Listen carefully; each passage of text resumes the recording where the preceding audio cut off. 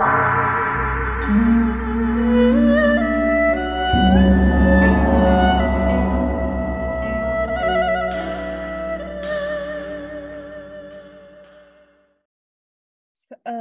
berjumpa lagi untuk teman-teman lama dan salam kenal bagi yang baru pertama kali ikutan. Saya Lia Chang, salah satu admin di grup budaya Tionghoa. Hari ini pembahasan kita adalah materinya soal Ciswak. Jadi Ciswak itu dialek Hokkien. Kalau dalam pinyin kita bisa sebut Cisa. Pembicaranya adalah Ko Ardian Chang Yanto alias Ardian Chang. Tanpa memperpanjang waktu lagi, saya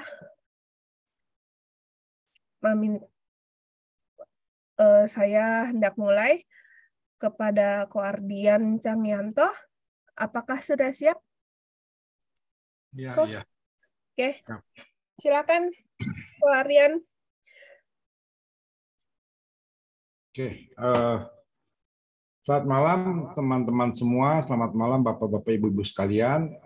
Terima kasih untuk mengikuti acara yang berjudul mengenai apa dan mengapa tentang tolak bala. Oke, saya izin untuk share screen dulu. Ini. Istilah ini pasti seringnya terdengar ya pada saat kita orang itu, terutama orang Tionghoa itu menjelang tahun baru. Menjelang tahun baru istilah seperti ini tuh merupakan istilah yang paling sering terdengar di berbagai tempat ibadah bernuansakan ketionghoaan dan lain-lain. Itu pasti ada istilahnya sembayang, tolak bala atau ciswa. Nah, ini adalah salah satu fenomena yang umum ada di dalam, kita bisa lihat, tradisi orang Tionghoa. Tradisi seperti ini sudah berjalan ribuan tahun dan berkembang terus-menerus menjadi salah satu bagian dari, kita dapat sebutkan saja, agama-agama yang berkembang di Tiongkok itu sendiri. Agama seperti agama Tao, agama Buddha mengenal hal seperti ini. Bahkan menjadi juga dalam kebagian kepercayaan masyarakat yang luas, terlepas dari institusi agama. Ini kita melihat permasalahan ini adalah permasalahan unik dan menarik, fenomena yang boleh dikatakan menarik sekali banyak orang-orang non-Tionghoa atau di luar kepercayaan Tionghoa untuk mengikuti upacara seperti ini. Nah, apa landasan yang membuat upacara seperti ini bisa terjadi? Dasar-dasar pemikiran filosofis apa yang berkembang? Pertama, kita harus mengerti dulu apa yang dimaksud dengan kata cisa ataupun ciswa. Ci itu adalah artinya menyembayangi, sa itu buruk, bencana, malapetaka. Jadi yang kita sebut sa itu adalah hal yang buruk. Dan sa itu juga belum tentu selalu bersifat, kita sebut saja makhluk. Bisa juga energi, bisa juga faktor waktu, faktor ruang, dan lain-lain. Jadi kata sa ini pengertiannya luas. Nggak sekedar bicara adalah makhluk, atau bicara energi, ruang, ataupun waktu. Nah, arti lain itu adalah ritual untuk menolak bencana. Jadi ada istilah cisu, Xiongsan sa. Jadi artinya mereka itu mencoba dengan ritual itu mengirimkan Xiongsan itu dewata buruk dan sa ataupun energi-energi yang bersifat buruk. Itu adalah keinginannya mereka, gitu, tujuannya. Nah, dalam hal ini kita bisa lihat bahwa ada permasalahan yang berkaitan dengan ketidakseimbangan antara yin dan yang. Jadi, suatu hal yang buruk itu selalu ada di alam semesta. Suatu hal yang merupakan suatu keniscayaan, suatu hal yang kita nggak bisa hindari. Itu. Jadi pada dasarnya manusia itu ingin suatu hal yang ideal. Tapi faktanya ada satu hal yang tidak ideal dalam kehidupan manusia. Nah, itu yang kita sebut tidak seimbang ataupun unbalancing. Tidak seimbang ini bisa berarti buruk, bisa berarti juga bencana. Jadi mereka itu melihat bahwa kita sebut saja yang buruk itu suatu keniscayaan yang tidak bisa mereka hindari. Itu.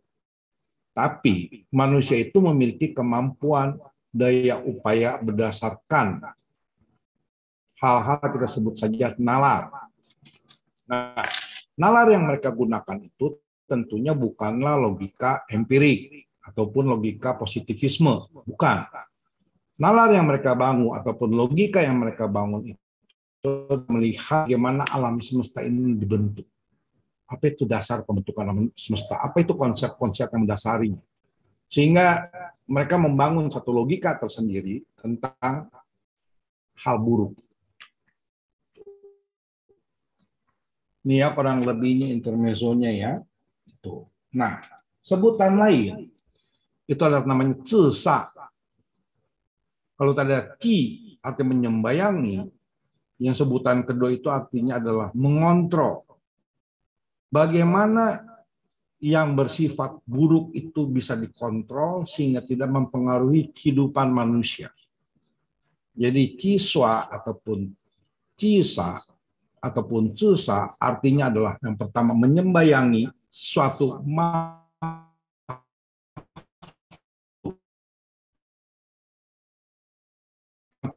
energi atau apa. Jadi kita bisa lihat di situ, ya. Suaranya agak keputus-putus tadi kok. Satu bentuk pemikiran. Kenapa? Tadi suaranya Pak Akin agak putus-putus kalau di saya. Nggak tahu teman-teman lain gimana. Waduh. Iya, Rainal juga energi, terus ngek-ngek. Jadi yang di sini ya, jadi yang maksud itu adalah energi yang buruk untuk mengontrol bentuk-bentuk energi yang buruk.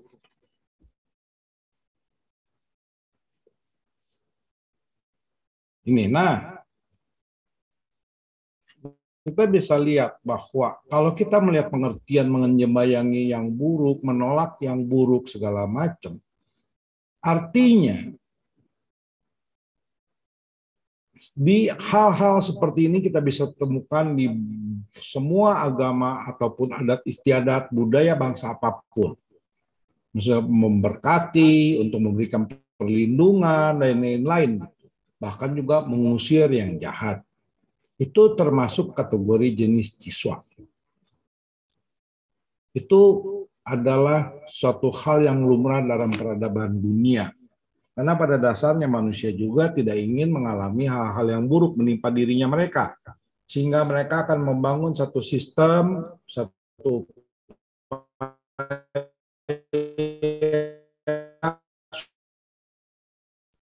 berkaitan menolak makhluk. Jadi bukan suatu hal yang istimewa, suatu hal yang lumrah dalam berbagai macam kebudayaan. Nah, tapi dalam hal ini, dalam budaya Tionghoa itu mengenal boleh dikatakan 3 jenis ciswanya itu. Misalnya sifat langsung yang kita sebut pada saat momen tertentu, misalnya upacara pernikahan, kematian, dan lain-lain. Contohnya yang paling sederhana itu mereka menggunakan waring warna merah. Orang-orang Tionghoa perempuan, pengantin perempuan yang menggunakan waring itu termasuk salah satu ada untuk upaya ciswa. Atau juga misalnya dengan dipayungi dengan payung dilempari beras kuning. Itu adalah salah satu bentuk ciswa yang bersifat langsung. Kematian, misalnya pada upacara kematian. Ada beberapa, misalnya yang lahiran tahun-tahun tertentu, itu dilarang melihat peti masuk. Ataupun melihat pengantin dibuka waring ataupun bertak. Itu biasanya terkait dengan sistem perhitungan kita sebut Haisui ya Cicu. Nah, kalau kita lihat misalnya mereka itu saat pernikahan, saat kematian, ada orang-orang tertentu yang tidak boleh melihat, itu terkaitan dengan waktu. Waktu yang buruk. Bahkan mereka juga akan melihat arah yang buruk.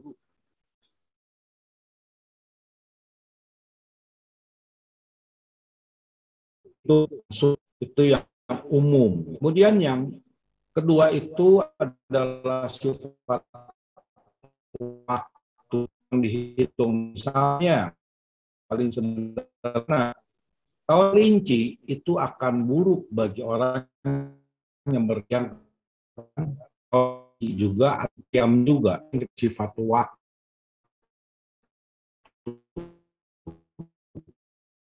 Dia, nah misalnya kita ngomong kasarnya, arah yang buruk bagi tertentu, arah yang baik bagi orang lain tertentu. Tapi ada juga yang kita sebut arah tahun buruk. Arah tahun buruk itu misalnya arah buruk untuk tahun 2023 itu kita katakan saja arah Taisui yang ada itu ada di timur dan juga di arah barat. Itu istilahnya yang di barat itu Suifo. Itu yang membuat kita sebut saja faktor arah gitu. Nah, itu kurang lebihnya gitu. Ya. Itu yang kita sebut 3 posisinya. 3 jenis yang umum beredar di masyarakat orang Tionghoa. Nah, ini yang kita lihat salah satu cara-cara mereka lakukan. Misalnya apa? Nabur beras kuning pada saat pernikahan seperti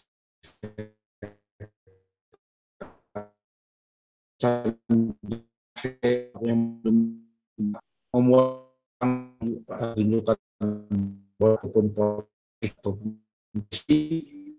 dan juga cermin nolak arah buruk. Masuk adalah jenis-jenis ciswa, mengontrol ataupun mengusir hal-hal yang buruk menimpa diri mereka, yang dipercakapan pada diri mereka. Itu. Jadi ciswa itu begitu ragamnya luas. Enggak sekedar satu macam saja. Karena ada dasar yang tadi. Sifat ruang, sifat waktu, dan juga sifat langsung. Itu. Ini. Nah, kita harus lihat dahulu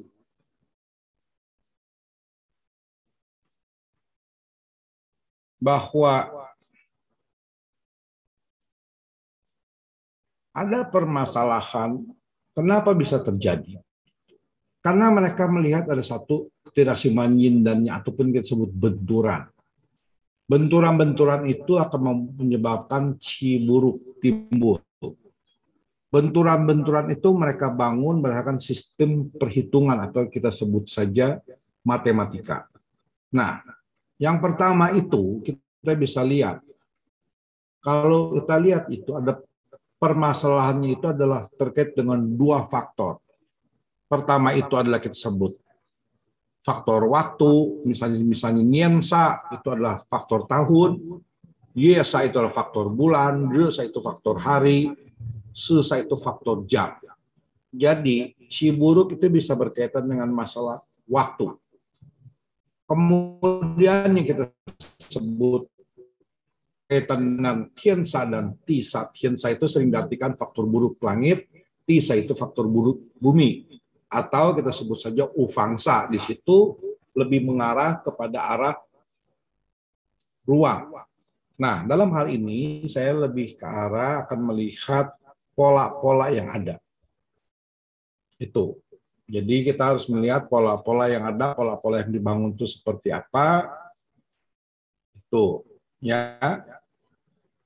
Nah, itu. Nah, ruang dan waktu itu selalu ada. Dan dalam hal ini kita sering katakan bahwa sudah ada dibuat buku pedomannya yang terkenal itu dibuat oleh lembaga almanak Hong Kong, Huang Qingtang, yang dibangun oleh Cai Poli. Kita sebut saja itu sebutnya Fungsu. Fungsu itu satu buku yang bersifat general sebenarnya, buku serba bisa, buku pintar. Tapi dalam fungsi itu yang bagian kita sebut Huangli ataupun Xiali, kalendernya itu. Nah, kalender itu membuat satu rumus perhitungan berdasarkan ranting langit, Hiankan Tizi, ranting langit cabang bumi. Itu dilihat dari faktor-faktornya itu, lihat faktor ruang dan waktu, ataupun kadang-kadang dalam hal ini melihat faktor waktu. Nah, di situ ada hari-hari yang boleh bertindak maupun tidak boleh bertindak. Misalnya hari yang disebut Erdőkho, itu tidak boleh, karena akan merugikan orang yang melaksanakan aktivitas pada hari itu. Dan juga arah yang boleh ditempuh maupun tidak boleh ditempuh. Ada arah bangunan yang baik dan arah bangunan yang buruk. Seperti misalnya pada Fungsu, itu ada 24 arah. Kita sebut 24 gunung, itu ada arah baik dan arah buruk setiap tahunnya. Dan itu fix hitungannya. Bukannya berdasarkan penerawangan, tapi berdasarkan konsep perhitungan yang rumit dan itu fix. Tidak mungkin keluar dari jalur yang kita sebut sesuai dengan rumus perhitungan yang mereka bangun. Tuh, jadi Fungsu itu membahas masalah-masalah waktu dan ruang yang baik maupun buruk. Dan fix. Bukan hasil penerawangan. Itu. Kenapa bisa begitu? Karena kita harus melihat pada dasarnya di alam semesta itu memiliki dua sifat. Sebenarnya sifat ini paradoks. Sifat yang pertama itu bahwa segala sesuatu dalam semesta itu adalah berubah atau tidak tetap, tapi yang disebut dalam alam semesta itu ada yang kita sebut tetap. Apa itu yang tetap? Yaitu tidak tetap itu sendiri, ataupun perubahan itu sendiri. Nah, kalau kita memahami konsep tetap dan berubah ataupun paradoksnya di sini, maka kita akan mengetahui rahasia alam semesta. Jadi belajar melihat bahwa ada suatu rumusan tentang perubahan, dan dalam perubahan itu suatu hal yang tetap. Tetapnya itu apa? Kita sebut saja rumus-rumus perhitungan. Tidak bisa berubah. Tapi mereka semua berubah terus-menerus, melahirkan segala sesuatu. Ini berkaitan juga dengan logikanya mereka, yang membedakan dengan logikanya Aristotelian. Logikanya orang Tionghoa itu dapat dikatakan mereka tidak menegasi, tapi mereka membuat satu perubahan terus-menerus tidak henti. Contohnya apa? Jika A plus B, maka sama dengan AB atau C. Jadi tidak ada yang dinegasi atau dihapuskan. Misalnya jika ada A plus B, maka salah satu harus dihapuskan, sehingga yang dipilih adalah A. Itu yang membedakan. Nah, dasar pemikiran seperti inilah yang membuat rumusan itu bisa dianggap berjalan. Rumusan-rumusan seperti ini yang dibuat berjalan. Tuh. Nah, kemudian ada hal-hal lain yang harus mereka melihat, gitu, bahwa ada 3 komponen besar yaitu langit, bumi, dan manusia. Di mana jika langit dan bumi itu memiliki satu hukum. Hukumnya apa? Yin yang untuk langit, bumi itu adalah dokang atau lembut dan keras, dan manusia itu adalah kemanusiaan dan keadilan. Jadi, dalam alam kita sebut saja di tempat kita hidup ini, di bumi ini, itu ada 3 anasir yang berperan. Pertama, anasir langit, kedua, anasir bumi, ketiga, anasir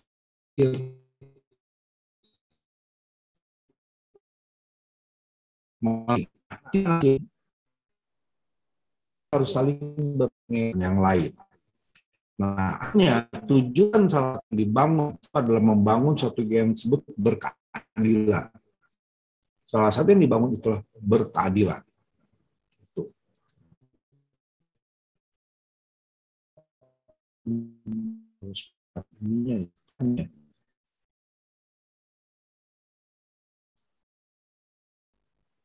Nah, dalam hal ini, kalau kita itu melihat karena ada satu bentuk rumusan, itu harus kita pahami pola pemikirannya mereka. Jika ada yin yang ada suatu hukum, negatif harus suatu hukum, lembutkah suatu hukum,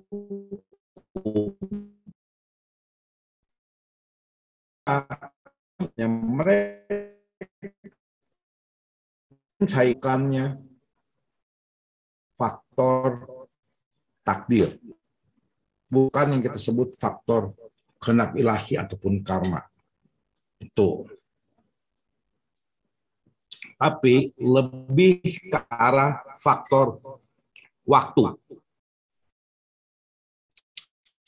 Sedangkan itu faktor lokasi.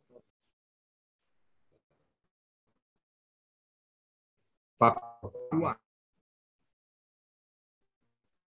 dan itu faktor hasil perbuatan dari nanti manusia itu itulah gabungan langit bumi itu. Jadi kalau kita melihat dari sini bahwa sebenarnya langit manusia itu tak terpisah. Kalau kita lihat langit itu sebagai hal yang luas, alam semesta, galaksi, bintang, maka harus selaras dengan langit dan bumi. Jadi, dalam hal ini, yang dimaksud dengan sansai itu adalah suatu hukum alam semesta yang berkaitan satu dengan yang lain. Tidak bisa dipisahkan. Manusia itu adalah bagian dari jejaring alam semesta. Nah, jejaring alam semesta ini menjadi satu faktor bagaimana manusia itu harus menyelaraskan diri terus-menerus dengan faktor jejaringnya ini. Jejaringnya ini itu tidak bicara lagi adalah kita sebut saja ada yang namanya faktor-faktor yang kita sebut ilahi, tapi ada rumusan-rumusan yang harus bekerja sesuai dengan hukum alam semesta. Tidak bisa dipisahkan satu dengan yang lain. Itu yang membuat manusia itu menjadi unik dalam alam semesta. Sehingga karena ada pemikiran seperti ini, banyak sekali kita melihat pola-pola Ciswa itu berkaitan dengan penyembahan rasi bintang. Atau dikaitkan dengan planet, dikaitkan dengan bintang utara, bintang selatan, rasi bintang timur, rasi bintang barat, dan lain-lain. Karena mereka melihatnya seperti ini. Gabungan-gabungan seperti ini. Terputus ya? Sorry, maaf, terputus bagian mana yang terputus? Tadi di Sancai juga ada keputus kok.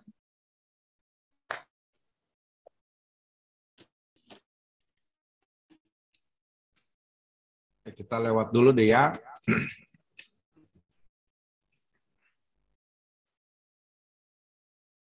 Nah, dalam hal ini melihat konsep ruang dan waktu,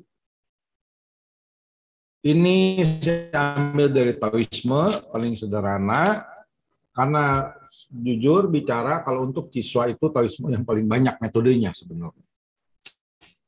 Nah, karena ada terkaitan dengan ruang dan waktu dan lain-lain, makanya dalam Taoisme itu ada bicara adalah Tianquan ataupun dewa tiga masa.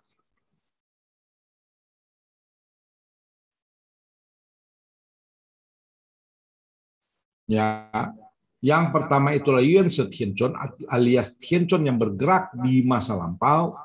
Kemudian I Huang Tianquan, Tianquan yang bergerak di masa sekarang, dalam artian dari detik ke detik bergerak terus-menerus. Kemudian namanya Jing Qie Yi Chen Tianquan, dia akan bergerak di depan.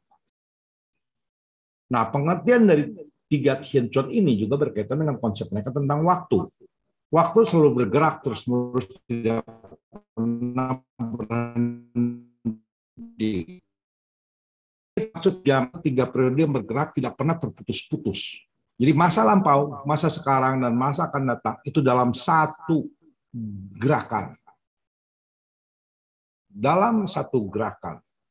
Bukannya dalam bergerak berbeda-beda. Mereka bergerak selalu bersama-sama. Itu.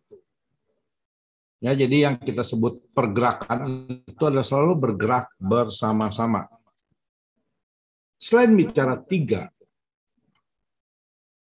masa yang selalu bergerak bersama-sama, mereka bicara ada 5 arah. 5 arah itu mereka sebut di timur Qing Ling Tijin, di selatan Ling Tan Tijin, di barat ada Hao Ling Tijin, di utara Xuan Ling Tijin, di pusat Shen Yuan Tijin. Nah, ini adalah bicara 5 arah. Jika tadi ada bicara kita sebut 3 masa, mereka akan bicara 5 arah. Nah, 5 arah ini dan 3 masa ini selalu bergerak bersama-sama. Jadi gampangnya bisa saya analogikan seperti 3 buah spidol ataupun 3 buah pensil sebagai representasi lampau, sekarang, dan akan datang. Kemudian yang 5 arah ini adalah kita gambarkan sebagai kertas, maka pensil itu selalu berputar spiral dan saling mengisi. Dan itu yang kita sebut ritme alamnya mereka, bergerak berputar. Itu. Jadi yang mereka sebut Tianquan 3 masa dan 5 arah itu adalah suatu representasi dari alam itu sendiri, bagaimana ruang dan waktu itu bergerak, memiliki ritme alam. Polanya itu spiral dan saling mengisi. Sehingga dengan cara begitu, kita bisa melihat adanya konsep ritme alam. Ya, jadi mereka juga bisa menjelaskan bagaimana manusia itu jika mengetahui ritme alam, dia akan bisa memprediksi masa depan, masa lampau. Tuh. Baik dari rumus perhitungan maupun dengan kemampuan, kita sebut saja kemampuan spiritual. Karena titik-titik pertemuan 3 masa itu, itulah yang ditangkap momennya oleh manusia. Momen-momen pertemuan 3 masa itulah yang ditangkap oleh manusia. Itu. Jadi ada satu bentuk ritme alam yang tidak bisa dihapuskan begitu saja. Ya, jadi cara menghitung ritmenya itu makanya tidak akan bisa dilepaskan dari mengetahui ruang dan waktu.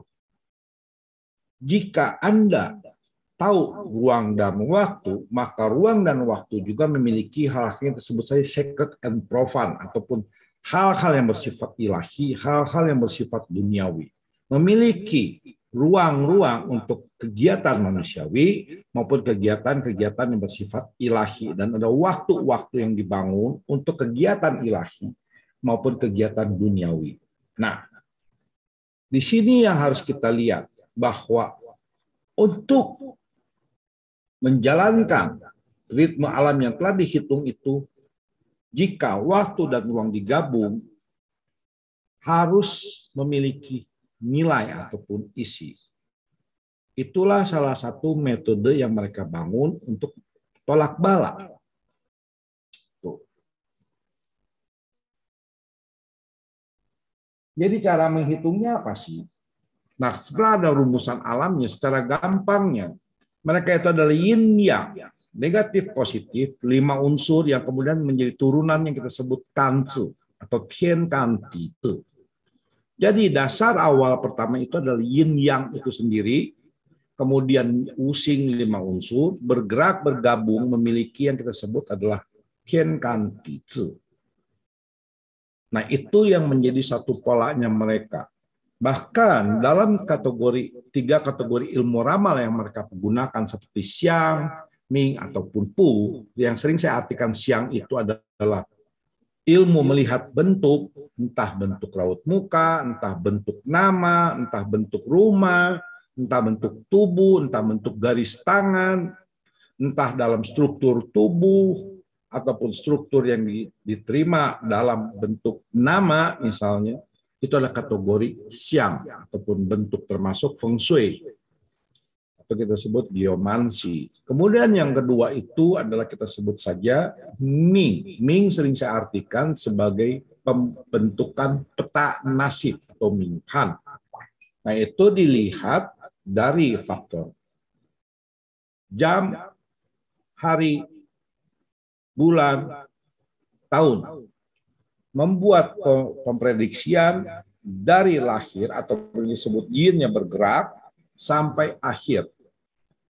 Jadi itu peta nasib kehidupan manusia dan itu isinya tidak lebih dari permasalahan benturan-benturan dengan yang kita sebut saja yin yang using ataupun negatif positif dengan 5 unsur. Kemudian yang ketiga itu adalah pu kwa ataupun pu. Pu itu sering diartikan dengan bentuk divination ataupun peramalan melalui metode juga sebenarnya. Metode yang dibangun itu misalnya dengan kita sebut saja metode yin yang. Metode yin yang itu akan akhirnya kita lihat dengan cara bentuk puapue. Kenapa? Karena yang disebut puapue itu terdiri dari yin dan yang. Hasil pergerakan dari yin dan yang itulah akan menjadi satu hasil. Misalnya dalam teknik permagung senpei melakukan 3 kali melihatnya, kita sebut saja yes, no, ya, tidak, mungkin, atau mereka sering sebut senpei, yinpei, yangpei. Nah, itu menjadi salah satu metode. Ada lagi yang menggunakan misalnya dengan 5 koin atau kita sebut Hungming Senkwa. Hungming Senkwa itu dengan melemparkan 5 koin, 5 koinnya itu akan dilihat lagi posisi yin dan yang lagi. Jadi itu nggak akan lepas gitu. Bahkan Shamsi sekalipun nggak akan lepas dari yin yang using. Itu dalam prakteknya.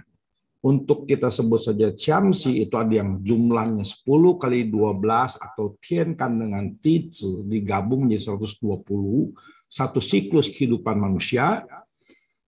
Yang pertama ada juga yang dengan 60 dengan pergerakan kita sebut saja pergerakan Jiazi sampai Weihai. Ada juga dengan 7 bintang, 49. Itu kurang lebihnya. Jadi cara menghitung ritme alam itu adalah seperti itu. Ya, nah apa itu isi yang dibangun? Isi yang dibangun itu banyak sekali beragam.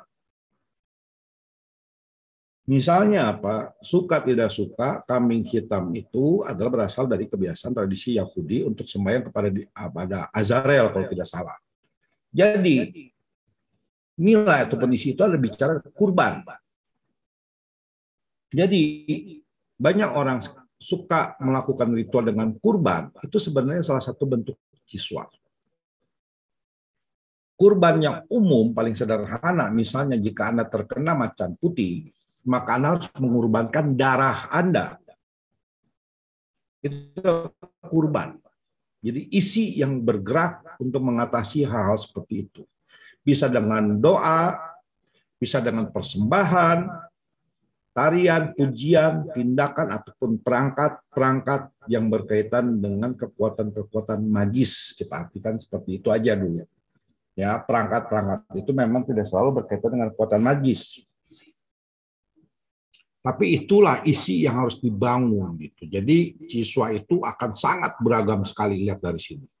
Bahkan seorang yang melakukan langkah-langkah tarian sekalipun itu akan termasuk adalah siswa. Itu. Nah, jadi ada 3 macam cara gitu untuk melihatnya. Gitu. Saya sebut adalah bahasa langit, kedua adalah hukum bumi, ketiga adalah faktor anasir manusia. Jadi misalnya mereka itu melihat pergerakan bintang. Kita sebut saja Cansing atau Xingcan. Nah, cara mereka melihat itu akhirnya kalau kita melihat yang namanya Cue Tosu itu adalah memindahkan bintang-bintang di langit kepada papan. Jadi pergerakan bintang di langit itu mereka pindahkan ke papan. Kalau zaman dahulu mereka benar-benar melihat pergerakan bintang di langit, misalnya Cangko Sincung itu cara melihat pergerakan langit dengan membangun garis pemisah garis khatulistiwa sebagai batasannya. Itu adalah salah satu cara melihat. Kemudian dipindahkan ke dalam peta. Kemudian yang kedua itu adalah kita lihat hukum bumi. Yang paling umum dikenal itu adalah Feng Shui. Ada istilah lain itu adalah kita sebut kan yu. Kan yu itu menonjol dan masuk ke dalam. Jadi gundukan yang menonjol dan cekungan ke dalam. Itu arti kan yu pertama. Jadi Feng Shui itu atau yang disebut geomansi itu bicara adalah masalah posisi. Kontur tanah itu sendiri. Menonjol masuk ke dalam. Itu intinya kurang lebihnya. Nah, akhirnya ada juga yang mereka menggunakan konsep kita sebut saja menghitung pergerakan Qi. Bagaimana Qi ini bergerak dengan posisi arah tertentu. Sedangkan kami bagaimana melihat Qi itu membentuk kontur-kontur tanah itu. Kemudian yang ketiga itu adalah kita sebut saja melihat postur tubuh. Melihat fisik Anda, melihat bentuk nama Anda, melihat misalnya stempel yang Anda bangun. Bahkan dengan stempel sekalipun mereka akan melihat Anda. Itu. Jadi inilah kurang lebihnya 3 faktor besar yang mempengaruhi satu dengan yang lain. Itu. Nah, contoh yang saya buat ini adalah cara perhitungan sederhana. Ya, jadi karena mereka memiliki rumusan yang fix, maka mereka bisa menghitung tanpa perlu misalnya meminta orang pintar untuk menghitung. Contoh misalnya tahun depan ada tahun kelinci. Karena kelinci bertemu dengan kelinci, maka itu kita sebut fan. Yang kita ini perhitungan Tai Sui paling sederhananya. Kemudian jika kelinci bertemu dengan ayam, maka cung karena berseberangan. Kemudian Ho itu adalah 3 ke kiri dan Hai itu 3 ke kanan. Tikus dan naga. Itu kurang lebihnya perhitungan sederhana seperti ini. Ada yang menambahkan dengan 4 ke kiri, 4 ke kanan. Tapi itu sudah bukan lagi benturan dengan Tai Sui. Nah, mengapa Tai Sui itu begitu memegang peranan penting dalam salah satu faktor Chinese metafisik maupun dalam faktor Qiswa? Karena Tai Sui itu bukan sekedar bintang Jupiter.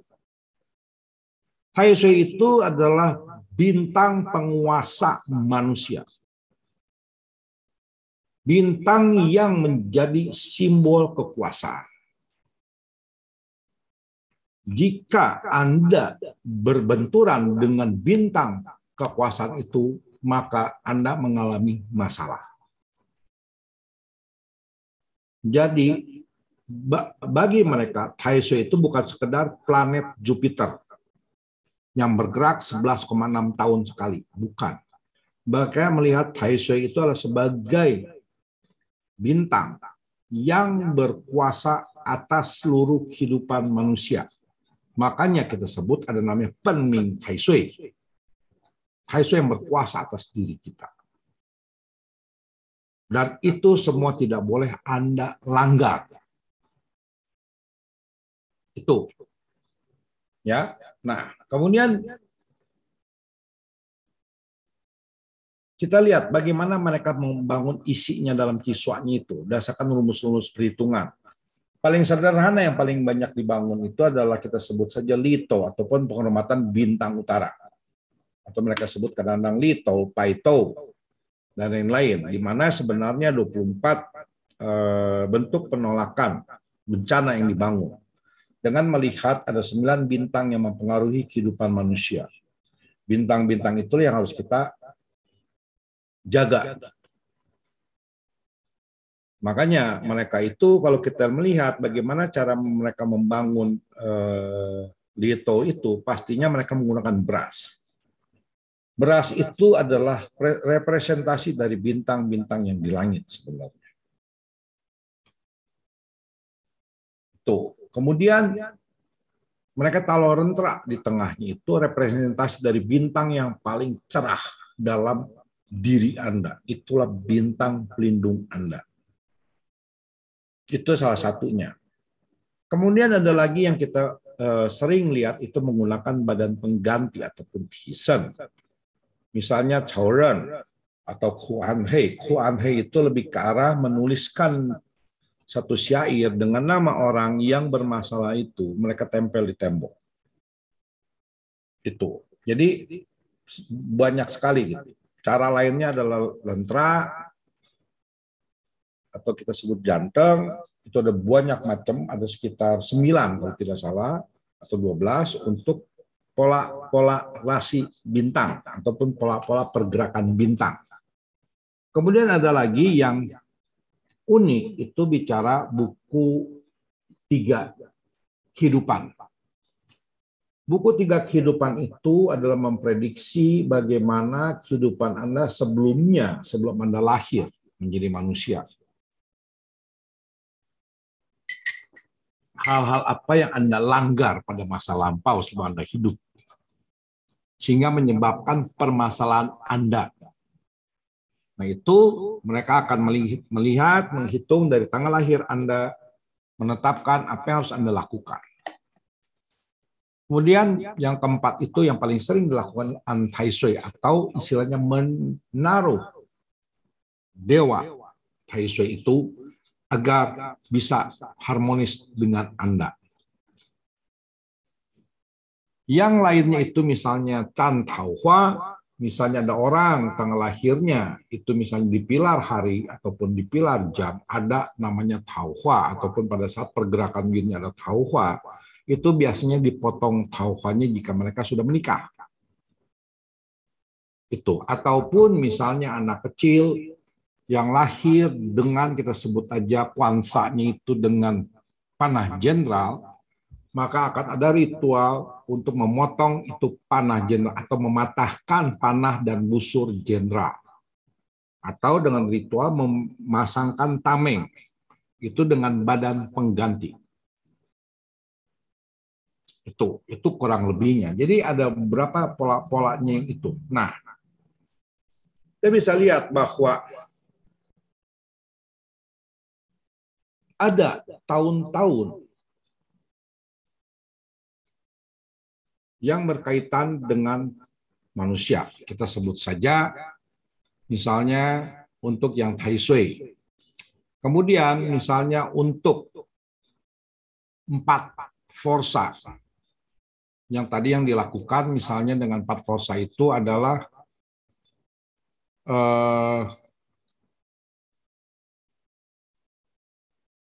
Taito ataupun bintang utara. Mereka itu akan membangun 4 forsa untuk melindungi si orang tersebut. 4 forsa itu yang dibangun. Kemudian ada lagi yang menggunakan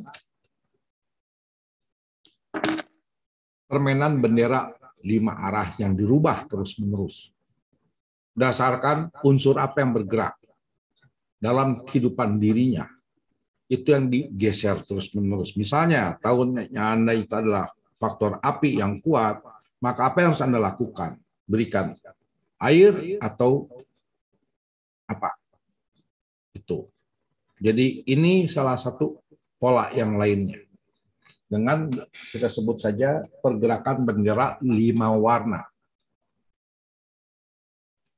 Kemudian yang paling umumnya itu adalah menggunakan lentera pelindung atau disebut penminteng ataupun disebut pauminteng. Nah, itu ada yang menggunakan formasi 9 bintang atau 7 bintang. Ada yang menggunakan badan pengganti. Ya, misalnya dibangun dengan 36 ruas, kemudian juga ada yang menggunakan Kuanhei, ada juga yang menggunakan batu gambari pola 5 hubungan dan dilindungi dirinya, itu dilempar ke laut. Kemudian ada juga yang menggunakan kita sebut saja talisman, misalnya menggunakan Tai Sui, jika dia kena 5 setan, itu menggunakan Ukwefu, terkena anjing langit dengan talisman semua. Nah, ada juga ritual-ritual itu yang menggunakan namanya talisman, mantra, mudra, dan kita sebut saja gerakan langkah kaki. Langkah kaki ini, mereka sedang dalam hal membangun satu stage ataupun satu panggung bahwa mereka sedang menjelajahi alam semesta. Makanya langkah yang paling umum itu yang kita sebut adalah Qi Xing Pu ataupun Pukang, langkah 7 bintang. Itu. Jadi mereka itu nggak selalu dengan yang kita sebut saja siswa-siswa yang misalnya bersifat langsung ataupun pengorbanan diri seperti sumbang darah dan lain-lain. Tapi ada juga bicara dengan kekuatan-kekuatan alam itu sendiri, bagaimana mereka membangun hubungan dengan kekuatan alam dan mencoba dalam artian lain adalah dalam tanda kutip membangun harmonisasinya itu semua. Itu. Nah, ada satu permasalahan yang seringkali kita harus perhatikan baik-baik. Seperti saya katakan, Tai Sui itu bukan sekedar bicara bintang planet Jupiter. Nah, salah satu yang sering terjadi itu adalah kita sebut tungtu. Tungtu itu groundbreaking lah dalam bahasa Inggrisnya. Nah, tungtu ini sejak dari zaman dahulu, mereka semua yang, karena Tai Sui ini boleh dikatakan bintang tua sekali ya, sudah dibahas oleh Wang Chung dan lain-lain gitu. Nah, ini bicara faktor arah sebenarnya. Maksudnya apa? Yang disebut Tai Sui Tousang Tungtu itu bukan berarti Anda tidak boleh melakukan groundbreaking. Pada zaman dahulu, pada masa peperangan musim semi dan gugur, itu mereka berperang itu bukan seperti film-film main serbu sana, serbu sini, main babat sana, main babat sini. Mereka perang itu ada yang kita sebut namanya etika perang. Jika kerajaan A dengan kerajaan B mau berperang, mereka akan mengirim surat mengajak bertemu di mana kita sebut saja di satu kota ataupun satu tanah datar. Mereka akan membawa kereta perangnya masing-masing. Kemudian mereka akan mengadu kerapihan barisan, mengadu kerapihan membentuk formasi, setelah itu mereka pulang. Jadi bukannya bunuh-bunuhan, itu yang kita sebut etika perang atau kita sebut pinli. Pingli. Nah, jika Tai Sui ada posisinya di utara, maka mereka tidak boleh menetapkan posisi utara itu sebagai posisi perang. Jadi artinya, saya sering lihat bahwa mereka itu melihat bahwa perang pun harus memiliki satu etika, dan perang itu kalau bisa jangan merusak alam itu sendiri. atau bahkan tidak boleh membuat perkara dengan tai sui. Nah, itu asal muasalnya. Nah, kemudian berkembangnya geomansi dan lain-lain akhirnya diterapkan ke arah di mana tai sui berkuasa, kita tidak boleh membangun. Itu.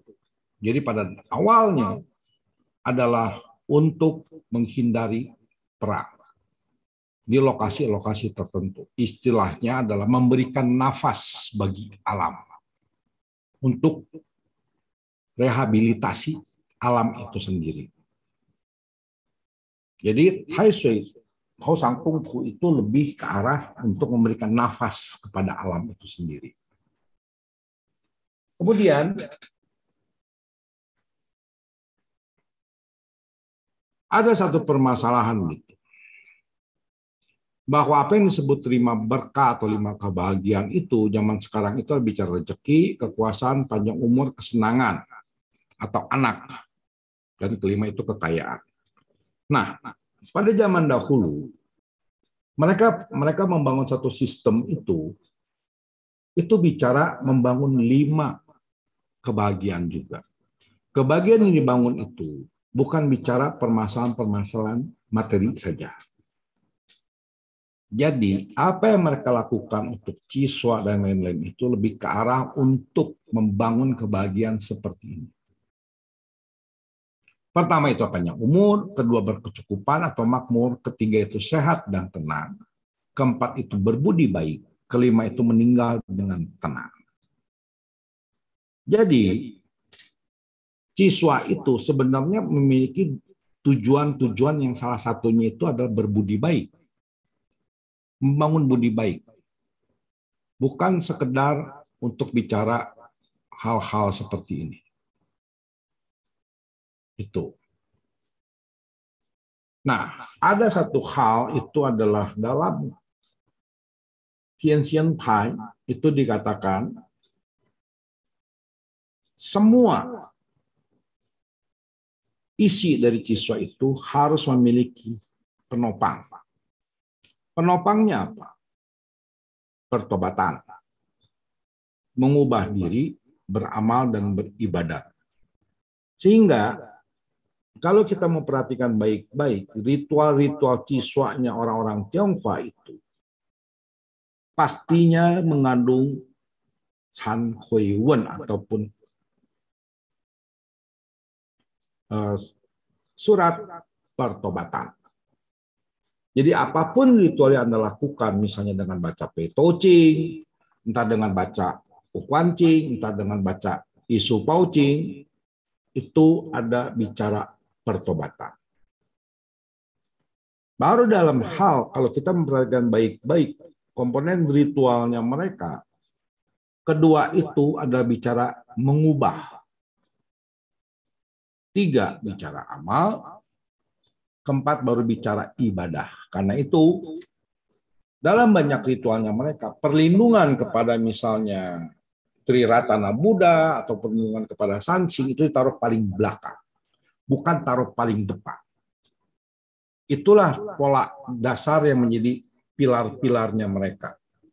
Kalau kita memperhatikan buku-buku teks ritualnya mereka untuk untuk siswa, itu dimulai dengan pertobatan.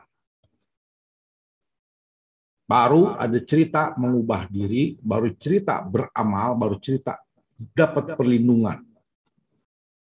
Jadi dalam hal ini dalam Qianxian Pai itu bicara, dia jelaskan begini. Tanpa adanya 4 penopang ini, semua ritual tidak memiliki efek yang optimal. Itu. Jadi kita harus melihat lagi satu hal. Apa itu fungsi ritual? Karena itu tidak aneh dikatakan fungsi ritual untuk siswa itu adalah untuk berbudi baik. Itu. Oke, saya rasa cukup sampai di sini.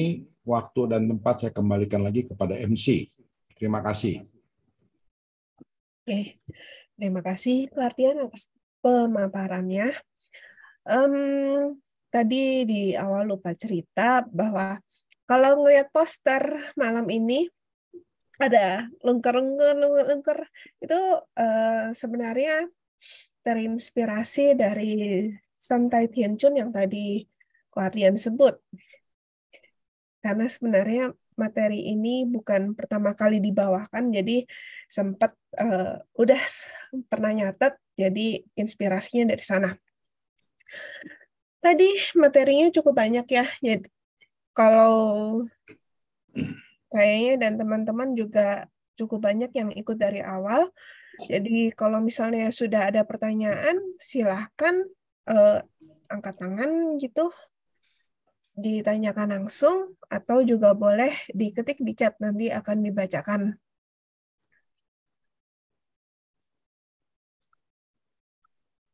Kalau belum ada yang bertanya, saya nanya duluan nih.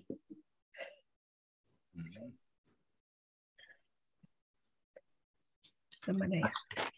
Pertanyaannya mereka itu bingung apa enggak?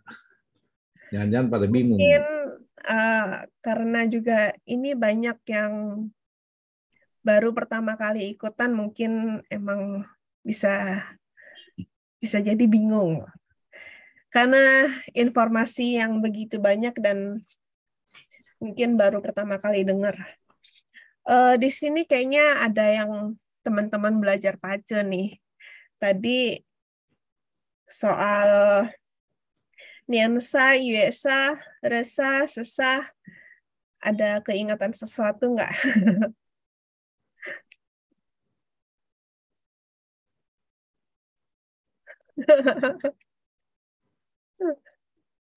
Kok Cahaya kan? Ayo kok Cahaya, ada pertanyaan nggak nih?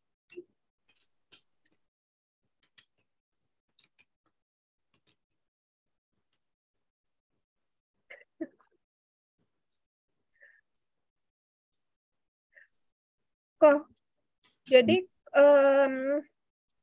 kalau I Ching itu kan bilang semua yang bersifat tetap itu punya sifat tidak tetap.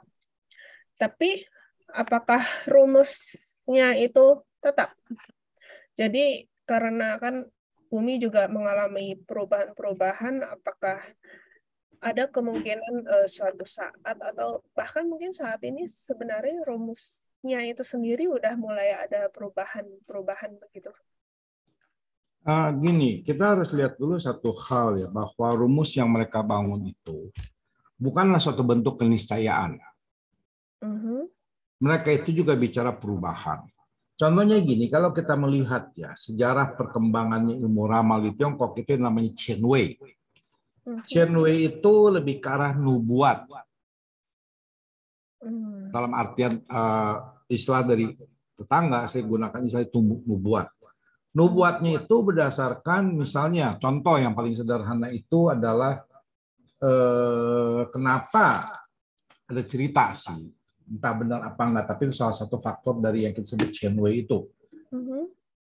Kenapa si Qin Shi Huang itu mati-matian membangun tembok raksasa? Karena waktu dia menghancurkan kerajaan Yen, itu ada sumpah gitu, disumpahin dan disepakanin lah istilahnya sama orang-orang Yen. Bahwa yang akan menghancurkan kerajaan Qin itu adalah Hu.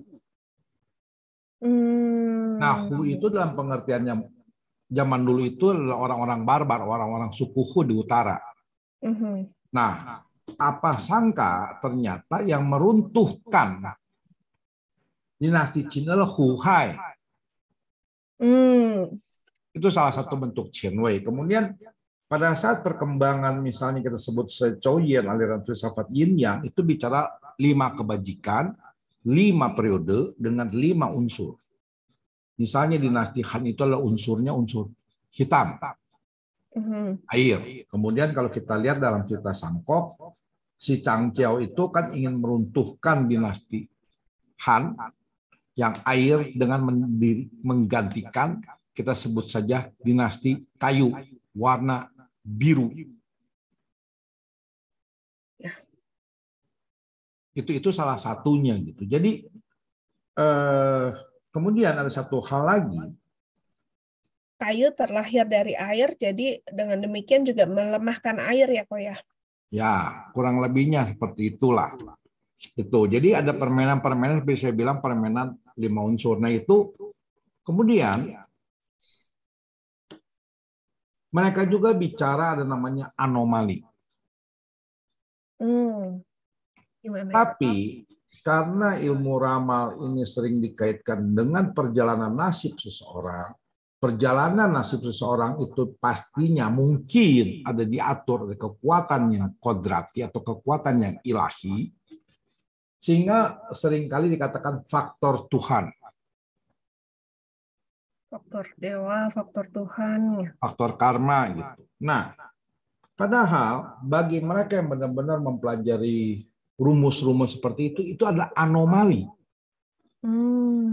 Segala sesuatu yang tidak sesuai itu adalah anomali. Bahkan ilmu-ilmu pasti sekalipun pasti bertemu dengan faktor-faktor anomali. Ya. Nah, anomali itu yang kita sebut unsur perubahan. Jika ada anomali yang terjadi, itu ada namanya perubahan yang terjadi. Nah, kita harus menangkap perubahan itu apa. Itu yang istilahnya mereka benar-benar bergerak dalam bidang kita sebut susu ataupun ilmu matematik, etnomatematikanya orang Tionghoa. Saya artikan ilmu etnomatematik ya sebenarnya, bukannya sekedar matematik biasa, matematik yang bernuansakan etnik. Itu juga mereka mengenal anomali. Dan anomali terjadi, mereka akan ubah. Contoh, salah satu waktu Li Chunfeng sama Yan Tiankang membuat sistem perhitungan kita sebut 6 huruf ataupun 3 pilar. Oleh Xi Zhiping, itu dia melihat ada satu anomali. Makanya Xi Zhiping menambahkan yang kita sebut 4 pilar ataupun Shizu. Pilar jam. Waktu Tie Xuanpan bergerak lagi, dia melihat satu anomali lagi. Loh, kok ada suatu hal? Dia buat lagi pilar ke.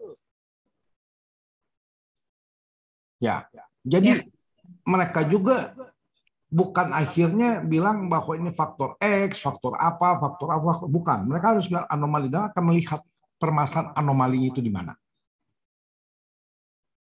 Itu. Ya. Jadi paham ya kenapa mereka juga nggak akan pernah bisa statis.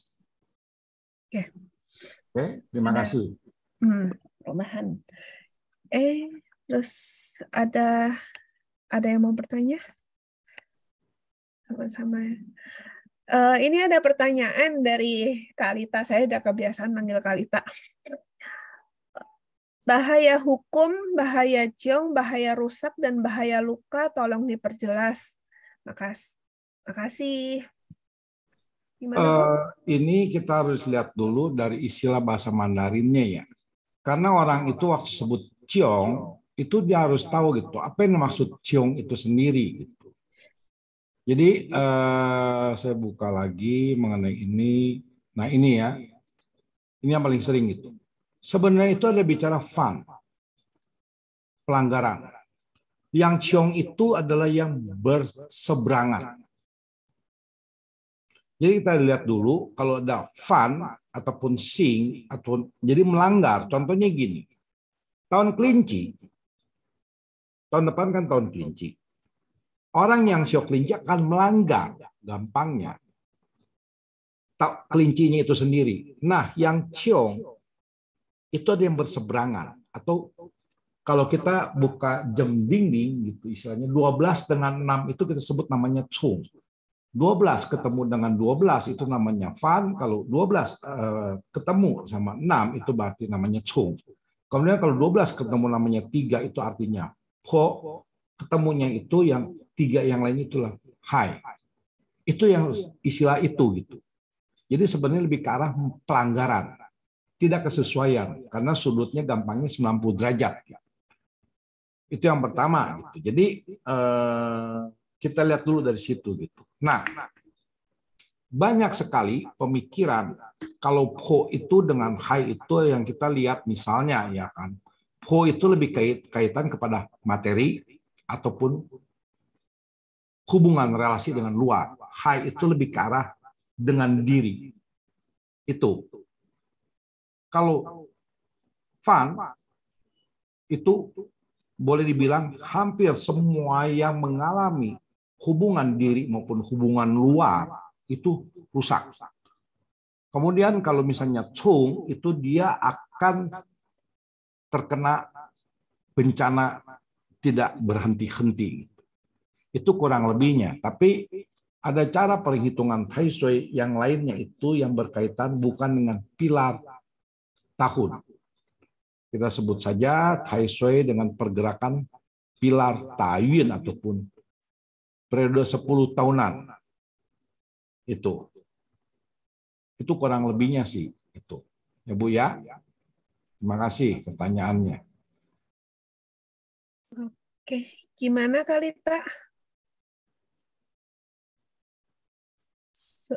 Sudah cukup jelaskah, Kak? Oh, ini ada pertanyaan. Ada pertanyaan lagi dari Konoviandi. Mohon informasi apakah sembahyang ritual di kelenteng tidak bisa disatukan saja? Karena selama ini tiap kelenteng bisa berbeda tentang sembahyang 12 bintang Tai Sui. Terima kasih sebelumnya. Ini saya yang kurang paham gitu ya kan, apa yang dimaksud sembahyang ritual yang berbeda. Kita harus lihat dulu bahwa mereka itu biasanya antai sui. Antai sui itu kita bisa artikan dengan kata lain adalah menentramkan tai sui itu sendiri. Menentramkan ya, pengertian pertama. Kemudian salah satu pemikiran tai sui itu adalah dengan kata ya sui. Ya sui itu salah satu tradisi yang dilakukan oleh orang Tionghoa pada saat menyambut tahun baru Imlek. Ya sui ini adalah menekan sui atau dalam artian menekan tai sui. Nah, cara yang mereka lakukan itu adalah gampangnya memberikan angpau kepada orang-orang yang belum menikah. Nah, dalam ritual di kelenteng itu sendiri bisa ada yang menggunakan hu talisman an tai sui ataupun tai sui fu. Kemudian ada juga yang menggunakan cara ya sui. Misalnya si X lahir, kita sebut aja Ciong lah, Ciong dengan siu kelinci misalnya. Oke. Nah, itu biasanya dihitung berapa umurnya dia. Misalnya kita anggap aja umurnya 36. Ya, 36 itu nanti mengumpulkan 36 koin, dikumpulkan, masukkan ke dalam angpau merah dengan nama dia. Di dalam itu kita sebut namanya Yasui. Ada juga yang menuliskan, menaruh namanya Tai Sui. Mereka taruh dan mereka sembahyang kepada Tai Sui. Kita sebut namanya An Tai Sui. Ada dua macam secara garis besarnya. Itu Pak, terima kasih.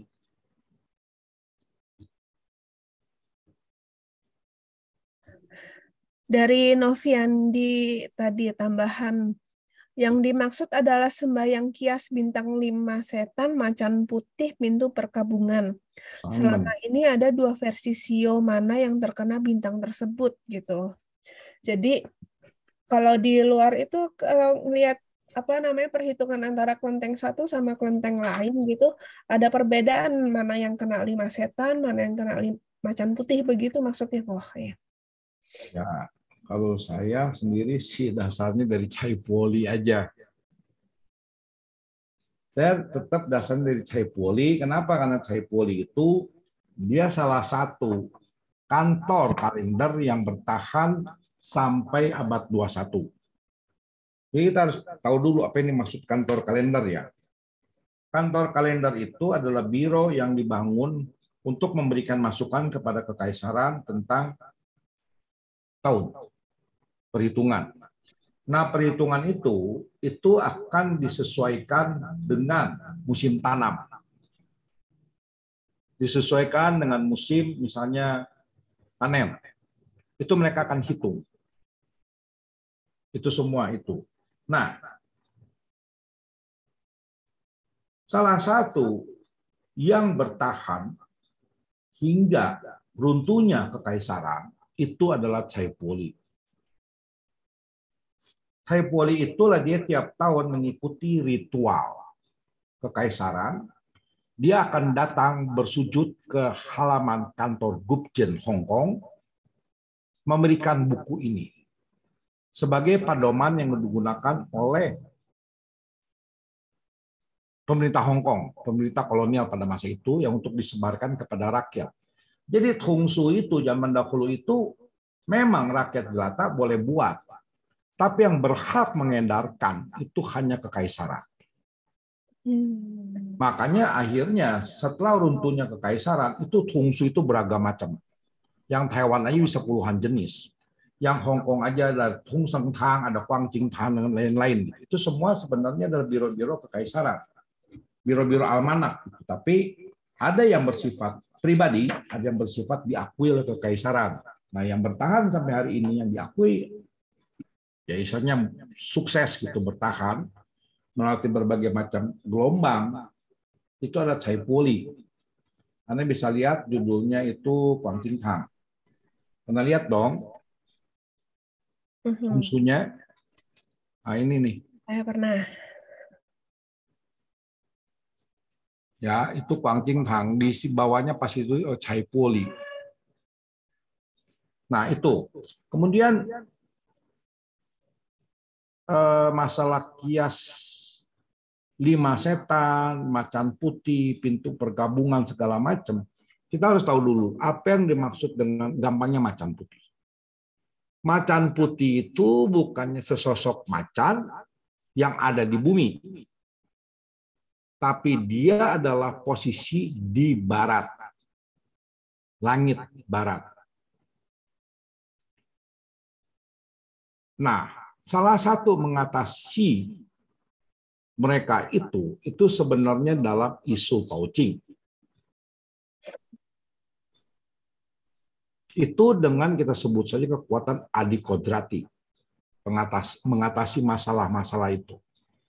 Jadi bukannya macan yang menjadi dalam tanda kutip itu anak buahnya Dewa Bumi. Tapi itu adalah 4 forsa alam. Salah satu kita sebut saja forsa alam yang berada di langit barat. Itu.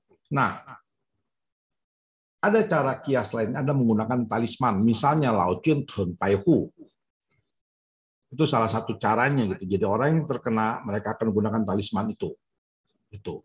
Nah, kalau masalah tiap-tiap kelenteng itu sempat saya ingat itu ada perdebatan di Taiwan itu ada yang marah-marah sama satu kelenteng karena biasanya kalau yang kita sebut bentrok itu cuma 6.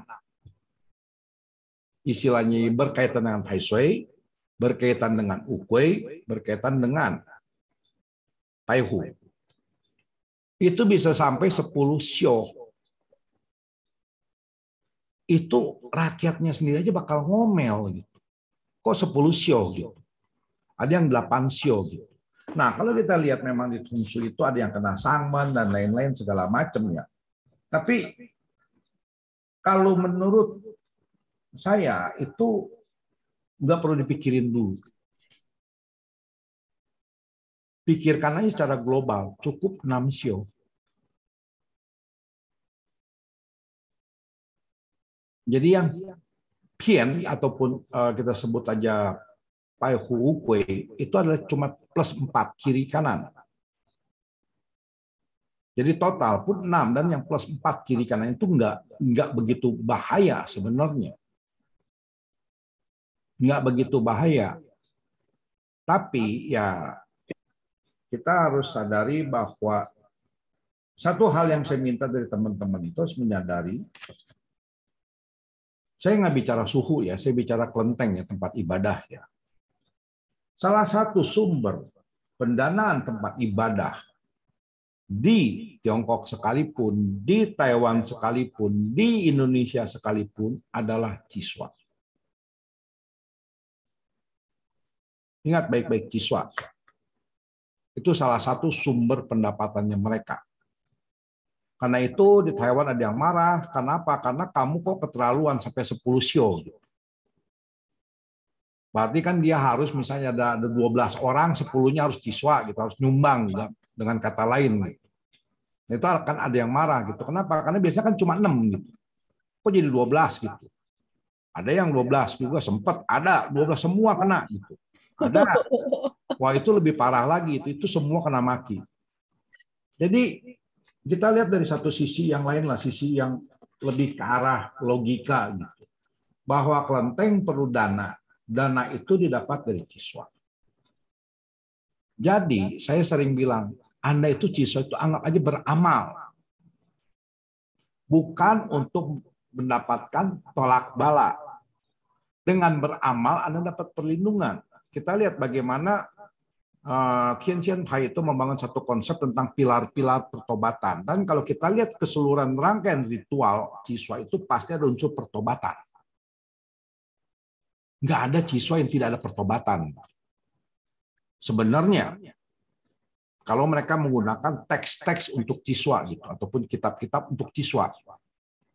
Tapi banyak sekali itu juga mereka melakukan ritual tolak bala itu tidak menggunakan teks-teks yang dirancang khusus untuk tolak bala. Karena itu tidak ada unsur pertobatan. Nah, jika tidak ada unsur pertobatan, maka tidak ada budi baik.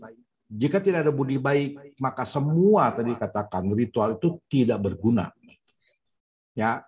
Jadi, kalau saya sarankan Anda lihat saja dari buku, ya bukannya promosi ya, saya juga nggak kenal gitu. Saya boleh udah meninggal sih. Gitu. Tapi gunakanlah Kuang Jing Tang. Ya, itu. Anda bisa lihat. Terima kasih. Oke, pertanyaan selanjutnya dari Reynald. Mohon maaf mau tanya, tadi di Sancai di bagian manusia ada poin-poin postur tubuh, nama, dan sebagainya. Itu maksudnya bagaimana ya? Saya kurang jelas tadi. Saya buka dulu, saya share dulu. Ya, dibuka dulu aja. Tadi kok Salkong angkat tangan apa mau tanya kok? Yang lain dulu lah, udah biarin. Oke, nanti ya. Mana ya? Ini ya? Ini kan? Ya, postur tubuh. Kenapa pertanyaannya? Kurang jelas tadi katanya penjelasannya. Hah? Dia kurang jelas dengan penjelasan Koak yang tadi. Renel mungkin bisa nyalain itunya aja. Bagian mana yang kurang jelas gimana tadi? Oke, Kok Cahaya, makasih ya. Udah datang, mudah-mudahan ada pertambahan ilmu. Nah, itu perhitungan Sancai, maksudnya postur tubuh, karakter usaha, tanggal lahir itu maksudnya gimana ya? Apakah dalam perhitungan ini nanti misalnya nih kalau postur tubuhnya seperti apa? Kalau bungkuk gitu dia malah hoki dan sebagainya. Itu maksudnya sih lebih ke situ sih. Kita cerita pengaruhnya gimana? Kita cerita dulu ya. Ini bukannya menyinggung. Di Tiongkok dulu, selama periode yang kita sebut sejaratus aliran filsafat dan lain-lain, di mana juga para raja, para bangsawan merekrut tokoh-tokoh yang dianggap representatif ataupun tokoh-tokoh yang dianggap pintar, cerdas. Itu salah satu yang mereka gunakan itu adalah tahun lahir. Kedua itu adalah bentuk tubuh. Jadi ya maaf gitu, bukannya menyindir Konfusius. Salah satu faktor yang membuat Konfusius itu gagal karena faktor tubuhnya yang dianggap tidak proporsional. Kemudian juga salah satu faktor mengapa kalau dalam cerita Samkok Hangtung itu tuh ditolak karena juga faktor mukanya. Nah, dari pemikiran-pemikiran pembentukan faktor-faktor muka, bentuk-bentuk tubuh, dan lain-lain, itu melahirkan yang kita sebut saja Mianxiang. Bentuk raut muka dibagi 3 nantinya. Ya, itu. Dan itu adalah bicara keseimbangan.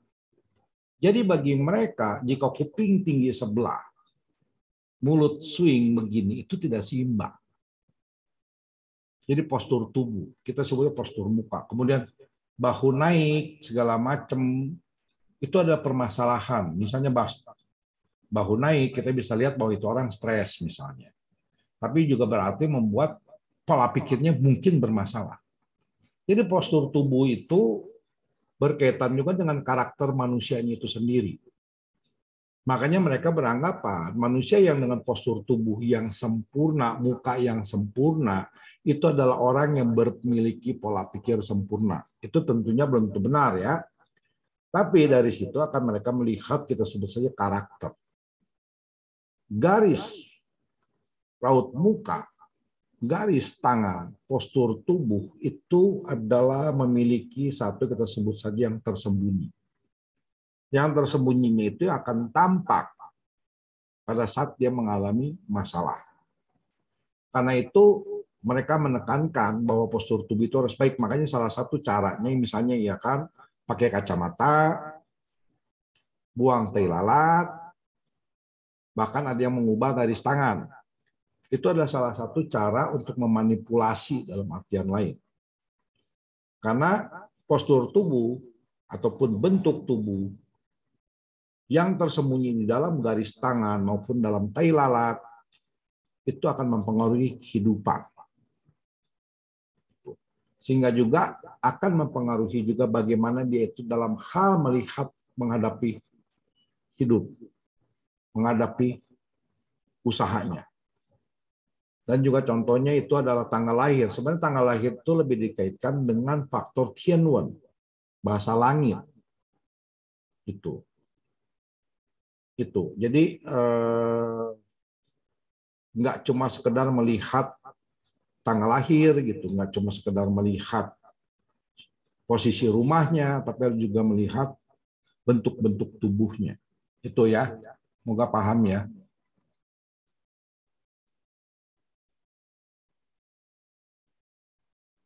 Oke, terima kasih.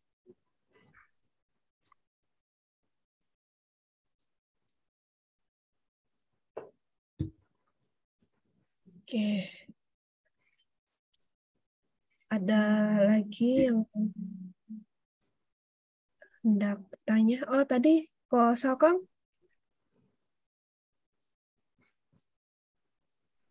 Ya, tadi mau tanya. tanya nggak dijawab itu Fan sama Chung itu bahaya mana ya? Itu ya. Mana?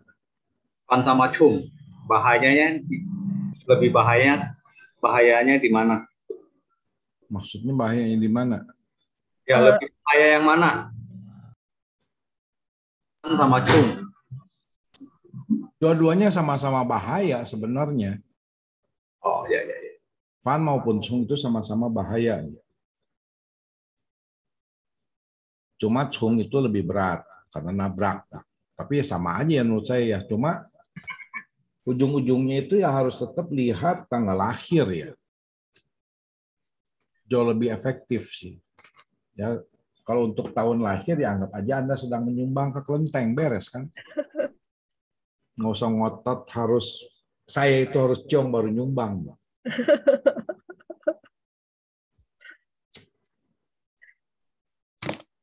Oke, ada lagi yang mau bertanya? Silakan angkat tangan. Ini ada 23.6. Kalau tidak ada pertanyaan, mungkin kita tutup ya. Terus mulai buka sesi obrol bebas kali ya. Kalau nggak ada pertanyaan lagi. Oke. Terima kasih atas kehadiran teman-teman semua dan terima kasih teramat sangat bagi yang sudah memberikan donasi. Semoga berkah buat kita semua. Jadi ada nambah pengetahuan juga dan kita juga nambah pengetahuan dengan berbagi seperti ini.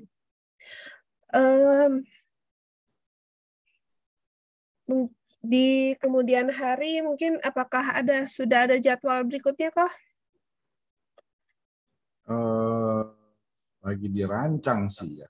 Iya, kita belum sempat merancang lebih lanjut dan belum bisa diungkapkan ke umum.